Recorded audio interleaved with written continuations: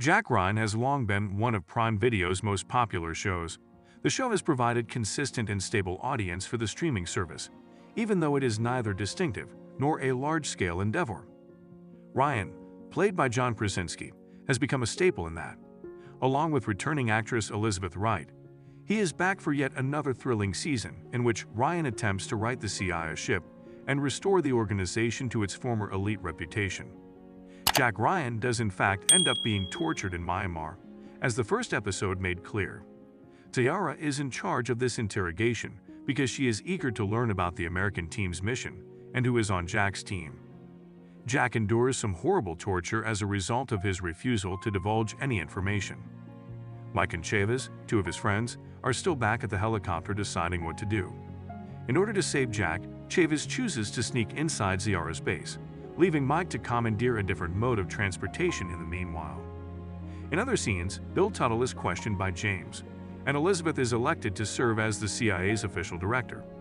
James is impressed with Bill's background after learning that he was a lieutenant for the CIA, but Bill won't divulge any information about the terrorists' plans. James is then called by Kathy. She is with Cheo's daughter and wife. They don't know anything about the criminal organization, thus they can't provide any information. After speaking with the daughter, Kathy discovers that Cheo's flash drive has been hidden inside the child's cuddly toy. Bill won't give them the codes for the documents on the drive, which are coded. Bill also isn't going to reveal where Jack is. However, the CIA is aware of one person who might. Elizabeth confronts Adebayo with all of the information they have about him. Adebayo offers to reveal Jack's location in exchange for immunity.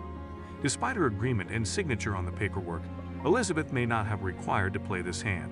Chavez breaks in and releases Jack using his cunning abilities. Chavez shoots the traitor before Sayara can use her powers to negotiate with the assassin. The only thing left to do is for Mike to fly them safely home now that Sayara is dead and Jack is free. The group immediately starts working anew after arriving in Washington. James has Bill's code-cracking device, which also happens to be a particular copy of the Book of Mormon. They now understand that the operation traveled via Lagos from Myanmar to Mexico. In order to fully control and defend the Nigerian port, the Nigerian president was assassinated. Bill ultimately divulges the information regarding the bombs. They locate them in 5 distinct automobiles that are headed for the border between the United States and Mexico. All of the cars are hauled on a car carrier trailer. When the truck's driver realizes that the game is over, he starts firing at the Border Patrol agents, which results in a shootout. When Jack's squad eventually locates the bomb, Jack detonates it by cutting the wire dramatically. Elizabeth sees to it that Adebayo is taken into custody as the series comes to a close. Although the CIA may have granted him immunity, the police are not covered by this agreement and will gladly apprehend the traitor in the open.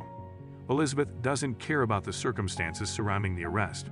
All she wants is to actually transform the nation. Jack talks about the events surrounding the Myanmar fiasco during his open hearing. He talks about his promise to stop any compromised operations within the company and how he didn't fulfill his obligations. Sayara exposed systemic flaws, and the border incident revealed that higher-ups were also somehow involved.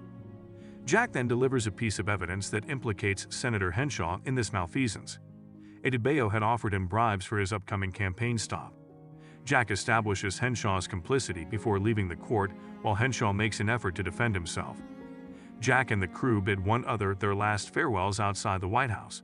Jack doesn't want the position at all, despite Elizabeth's assumption that the president will invite him to run for office.